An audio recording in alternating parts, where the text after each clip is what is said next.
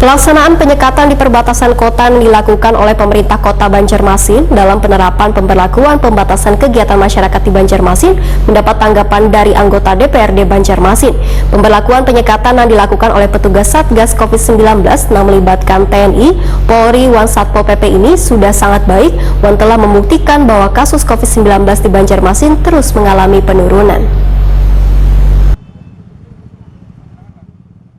Pelaksanaan penyekatan di perbatasan kota yang dilakukan oleh pemerintah Kota Banjarmasin dalam penerapan pemberlakuan pembatasan kegiatan masyarakat di Banjarmasin mendapat tanggapan dari anggota DPRD Banjarmasin. Ketua Komisi 1 DPRD Banjarmasin, Saud Nathan Samosir, Wahtakoni Prima TV, tengah hari Rabu, 8 September 2021 mengaku sangat mendukung dengan diberlakukannya penyekatan yang dilakukan pada malam hari di perbatasan Kota Banjarmasin, sehingga mengurangi aktivitas warga keluar rumah keluar atau masuk ke dalam kota. Menurut Saud Nathan Samosir, pemberlakuan penyekatan yang dilakukan oleh petugas Satgas COVID-19 yang melibatkan TNI, Polri, Satpol PP ini sudah sangat baik karena setiap warga luar daerah yang ingin masuk ke Banjarmasin harus lebih dulu memperlihatkan kartu tanda sudah vaksin KTP. Pemberlakuan lain dalam pelaksanaan PPKM, ujar Saud Nathan Samosir, yaitu jika lewat dari pukul 20 WITA pada malam hari, lampu jalanan pun mulai dimatikan sehingga dipastikan bahwa tidak ada aktivitas warga di jalan raya.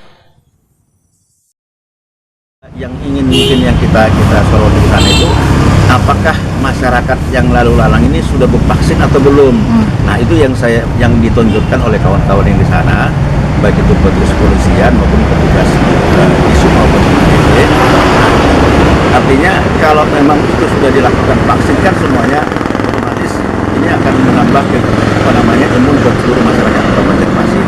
Tapi yang tidak bervaksin, belum bervaksin tadi itu kayaknya diarahkan untuk melakukan vaksin. Apabila itu dari luar Kota Banjarmasin, itu suruh kembali kecuali dia sudah bervaksin, seperti itu.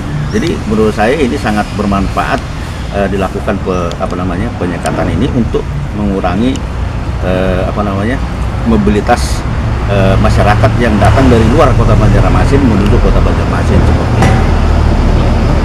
Jadi keputusannya bagus saja Pak lah, penyekatannya Pak lah. Bagus saja dilakukan dengan terutama pada jam malam itu kan kita lihat kan jam 8 kan lampu sudah dinyalakan.